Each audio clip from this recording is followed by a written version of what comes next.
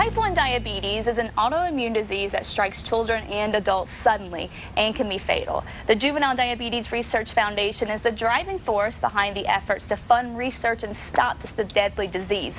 And joining me today is the Foundation's New Mexico branch manager, Joann Perrine. Joann, type 1 diabetes, also known as juvenile diabetes, but it can strike people of any age. Absolutely. So can you welcome and can you Thank you. Well, us? I think, as you mentioned, type 1 diabetes is an autoimmune disease, and that's different from type 2. And I think a lot of times people hear diabetes and they think about, the fact that it's preventable and the fact that it's lifestyle factors, and that's true with type 2 diabetes. But with type 1, there's no prevention, there's no cure. And actually now what we're seeing is that over 50% of people who are being diagnosed with type 1 diabetes are over the age of 18. Wow, that's a high number. And what are the physical effects of type 1 diabetes? Well, diabetes, both types, are related to blindness, kidney disease, amputations, pregnancy complications. There's all sorts of very scary complications that are associated with both types of diabetes. Now, is there a certain thing that causes one or the other? Well, that's what our foundation is looking to find out. Type 1, Good. because it's an autoimmune disease, there are all sorts of environmental factors. There's a viral trigger. With type 2, it has a much higher hereditary factor.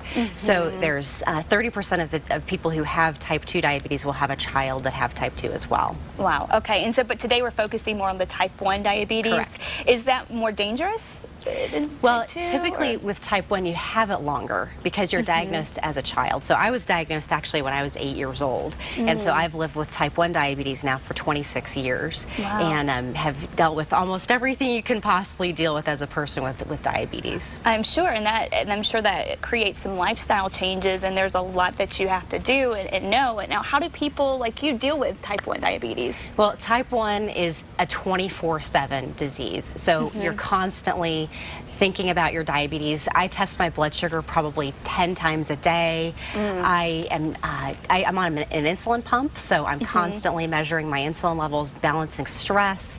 I have a toddler, so as you can imagine, life is very complicated, and diabetes never leaves you. And it's very much a community disease. Right. It impacts myself and my family. Now, when you check your blood sugar, do you have to prick yourself still, or?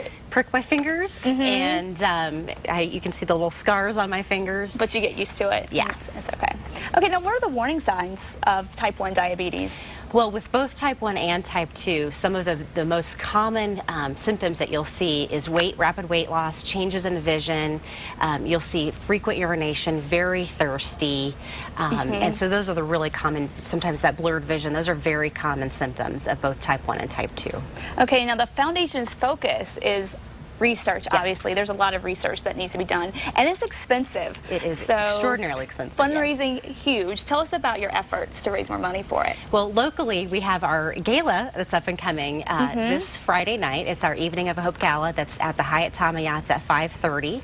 And this is our second annual event. It's New Frontier is our theme this year. So it's a sci-fi futuristic space theme, and it's going to be a really exciting event this weekend. That sounds exciting. Now, is this the main event for the year? Do you guys have more fundraising events that go around? We do. We have our Walk to Cure Diabetes that's held in November. We have our golf tournament actually that follows the gala on Saturday at the Twin Warriors Golf Club, and then we have a spin fundraiser that we do in February. Okay, now the money that you do raise from these fundraisers, does it stay in New Mexico? Excellent question. JDRF funds research. Our mission is to find a cure as fast as humanly possible. And so that means we fund the best research where it's available in the world. And so that means that if that research is happening at UNM, that yes, it's going to stay here. And we have funded a $500,000 grant on diabetic retinopathy research at UNMH. What was that? We funded a $500,000 retinopathy grant at UNMH. That is fantastic. So where's the money go? What kind of research is being done? Where's the money go? Well, we fund cure therapies for prevention and for complications research. So one of our big efforts right now is on our artificial pancreas project. So this is taking two devices that are already available on the market, an artificial pancreas and a continuous glucose monitor, and closing that loop. Some of the other research we're funding right now is on glucose responsive insulin. So it's insulin that you would inject, and it would only activate in response to glucose that's in your body. So these are really cutting edge scientific projects that we're funding. So these those things, how would that change life for you? How would that make things different? An artificial pancreas would change my life because it would take the thinking out of managing my diabetes, and the fear of the scary highs and lows, the fear that am I going to wake up in the morning, am I going to have these high blood sugars that will ultimately cause me to lose my vision or have to have an amputation. So those are really frightening complications that could be avoided. Absolutely. So yeah, this research is really important. I hope we can get the money raised and really get that going, because yeah, it sounds like it would be a good change. Okay, so the gala's coming up. Let's talk about that. Yes. The Foundation's gala is this Friday. What's on the agenda?